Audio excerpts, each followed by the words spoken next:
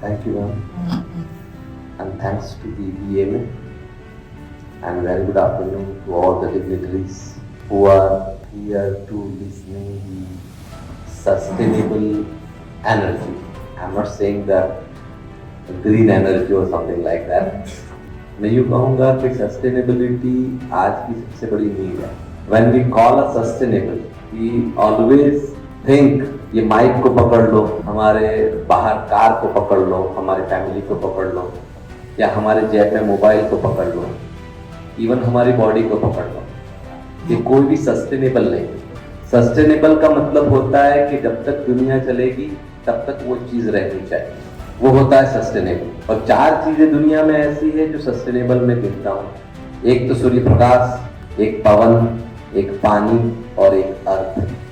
और ये 4 चीज़ें जो हैं वो सस्टेनेबिलिटी की ओर हमको ले जाती हैं.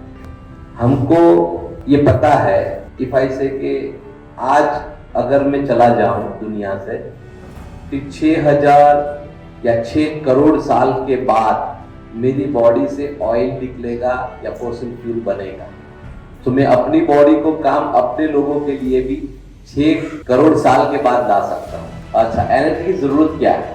जितने भी इंडस्ट्रियल रेवोल्यूशन इस दुनिया में आए वो 3 चीजों से आए.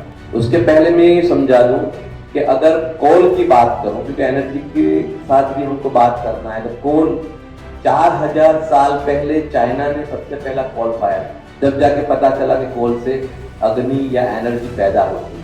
इसी तरह से ईस्वी सन पूर्व 7वीं सदी में किसी ने सूर्य प्रकाश से कांच के द्वारा एक अग्नि को प्रज्वलित किया, तब जाके पता चला सोलर एनर्जी का पावर. अगर हम यूं समझे कि इंडस्ट्रियल रेवोल्यूशन ह्यूमन के अंदर आया है तो वो है कम्युनिकेशन से, ट्रांसपोर्टेशन से और एनर्जी से. और मैं आपको छोटी सी बात ऐसा बताता चलूं कि ह्यूमन जब पृथ्वी पे हमको सबसे ज्यादा इम्पोर्टेंस जब दिया गया तो उसका एक ही वजह थी या एक ही कारण था, और वो कारण है कम्युनिकेशन. अगर कम्युनिकेशन हम नहीं कर पाते तो शायद हम इकट्ठा होके किसी भलाई के बारे में सोच नहीं पाते. हम भी प्राणी हैं, जैसे शेर चीता प्राणी है, इसी तरह हम भी प्राणी हैं, लेकिन वो कम्युनिकेट सही ढंग से नहीं कर पा रहे, अपनी बात को समझा नहीं पा रहे. लेकिन क्योंकि हम लोगों ने समझाया एक दूसरे को, तो हम लोग कम्युनिकेशन से ब्रेन को डेवलप किया और आज पृथ्वी को आगे ले जाने की या अपने आप को अच्छी सहूलतें दे पाने की कोशिश कर रहे हैं. कम्युनिकेशन, इसी तरह से ट्रांसपोर्टेशन, इसी तरह से एनर्जी. आप देखोगे कि अभी के दौर में 1670 से लेके 1820 के दरमियान में एक रिवॉल्यूशन आया, इंडस्ट्रियल रिवॉल्यूशन, और वो आया यूके के अंदर. और वो इस तरह से आया कि उस समय प्रिंटिंग प्रेस हुए, बहुत सारे इंजन की खोज हुई, टेलीग्राफ की खोज हुई, और इंजन जो चला वो कोयले से चला, जिसकी वजह से 1670 से लेकर 1820 में यूरोप में एक बहुत बड़ी क्रांति आई. और वो क्रांति का नतीजा हम सबको पता है कि यूके में कभी कहते हैं कि यूके की गवर्नमेंट का सूरज कभी डूबता नहीं था, इतना पावर उनके पास में जमा हो गया. उसके बाद दूसरा रेवोल्यूशन 1870 में हुआ अमेरिका के अंदर, और वो हुआ अगेन कार इजाद हुई, देन टेलीफोन इजाद हुए, देन टेलीविजन इजाद हुए, देन रेडियो इजाद हुए, जिसका जो मेन ऊर्जा का जो स्रोत था उस समय पे ऑयल था. यानी ऑयल आ गया, कोल आ गया. ये 2 रेवोल्यूशन हो चुके, और दोनों रेवोल्यूशन ने क्या पावर इकट्ठा किया, सेंट्रलाइज किया, या कुछ लोगों के पास पावर को इकट्ठा कर लिया. क्योंकि ये कुछ ही लोगों के पास ये दोनों पूंजियां थी, कोल भी और ऑयल भी. लेकिन अब जो रेवोल्यूशन आ रहा है, इंडस्ट्रियल रेवोल्यूशन, वो रेवोल्यूशन है रिन्यूएबल के ऊपर में रेवोल्यूशन. और उसकी शुरुआत 1941 से सबसे पहला सोलर सेल का इजाद हो चुकी. 1950 के अंदर में सबसे पहला उपग्रह सोलर के ऊपर में छोड़ा जा चुका, और आज भी वह उपग्रह काम कर रहा है ऑन द सोलर सेल. यानी अब सस्टेनेबिलिटी की मैं बात जो कर रहा हूं आप समझ रहे हैं.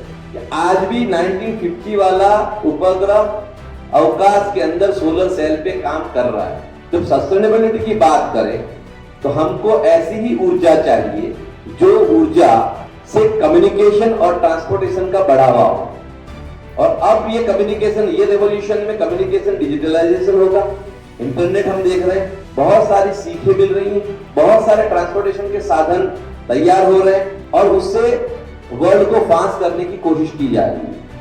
और ये ऐसा रिवॉल्यूशन होगा कि इसका स्रोत जो है दुनिया के 95% लोगों के पास में होगा। ये किसी की मोनोपोलाइज नहीं होगी या किसी के पास खाली नहीं होगा, हम सबके पास ये चीज होगी।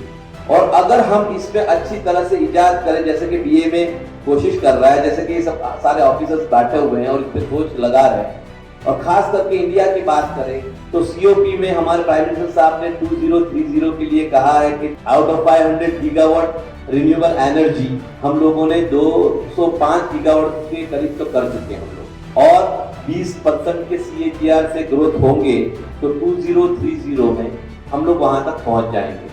इनमें से खाली और खाली 143 के करीब गीगावाट मेरे ख्याल से गुजरात कर लेगा।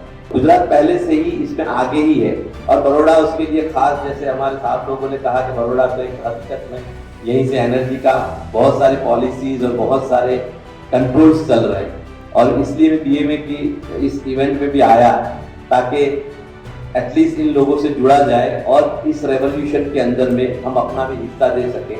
मैं जा रहा था कि अगर रिवॉल्यूशन की और सस्टेनेबिलिटी की बात करें तो ये बहुत ही महत्वपूर्ण चीजें हैं जिन चीजों को हम सब लोगों को मिलकर पकड़ लेना चाहिए। इससे एक तो इकोनॉमिकल फायदा भी बहुत बड़ा है, जैसा कि एक कोल माइन में काम करने वाला एक आदमी जितनी एनर्जी के लिए एक आदमी चाहिए, इतना ही चीजों के लिए यहाँ पर 2.5 पीपल काम पे लग जाएंगे। या ऑयल के लिए एक आदमी लगेगा तो 5 लोग काम लग जाएंगे।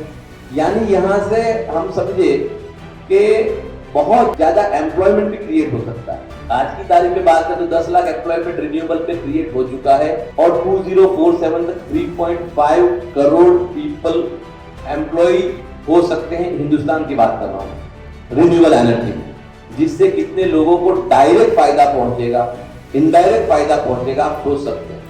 और इकोनॉमी जिस तरह से हमारी ग्रो हो रही है, हम लोग 5 ट्रिलियन 7 ट्रिलियन की जो बातें कर रहे हैं, उसमें कम से कम 22 से 24% का हिस्सा इस रिन्यूएबल एनर्जी के द्वारा यानी इस ऊर्जा के द्वारा हमको मिलेगा।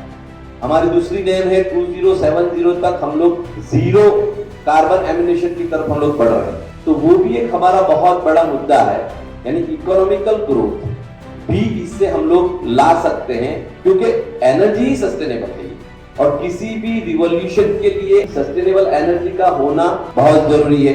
10,000 लाख करोड़ आज की तारीख में इंपोर्ट कर रहे हैं फॉसिल फ्यूल का। अगर वही फॉसिल फ्यूल को हम लोग कन्वर्ट कर ले रिन्यूएबल एनर्जी में, तो आप सोच सकते हैं कि वो पैसा हम लोग अपने बच्चों के ग्रोथ में, हॉस्पिटल्स में, इंफ्रास्ट्रक्चर में इस्तेमाल करके इस इंडिया को वापिस से सोने की चिड़िया बना सकते हैं, उसमें कोई दो राय नहीं। मैं हमेशा कहता हूं कि अगर इसके ऊपर में थोड़ा सा कंसंट्रेट करके अच्छे से ध्यान दिया जाए तो ये इंसानियत के लिए सबसे बड़ा फायदेकारक साधन हो सकता है। और बहुत सारे लोगों की मोनोपोली है, उसको हम लोग खत्म करके 95% तक ये चीजों को पहुंचा सकते हैं।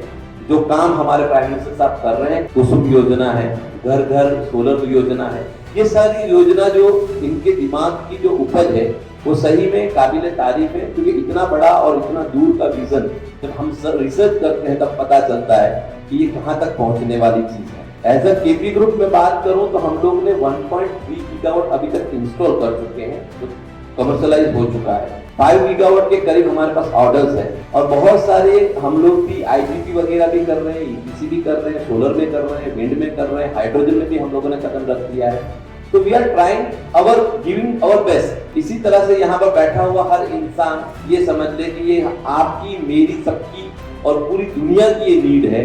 इसको इस वजह से हम सब मिलके अगर कुछ करना चाहेंगे तो मेरे ख्याल से हम बहुत अच्छा कर पाएंगे। और ये एक बीए में जो है शुरुआत होगी, ये इसका स्रोत होगा जो कल इतिहास में लिखा जाएगा। और मैं ये कोशिश करूंगा कि हम सबको मिलके इस चीज को आगे बढ़ाना चाहिए। थैंक यू वेरी मच, आप लोगों ने शांति से मुझे सुना और मेरी छोटी सी बात को आपके दिमाग तक पहुंचाया। मैं अगेन एंड अगेन कहूँगा कि ऐसे ज़्यादा से ज़्यादा ऐसे शो होने चाहिए ताकि इसके बारे में अवेयरनेस आए। और thank you to listening me and thank you to BMA giving me the opportunity for this. Thank you very much.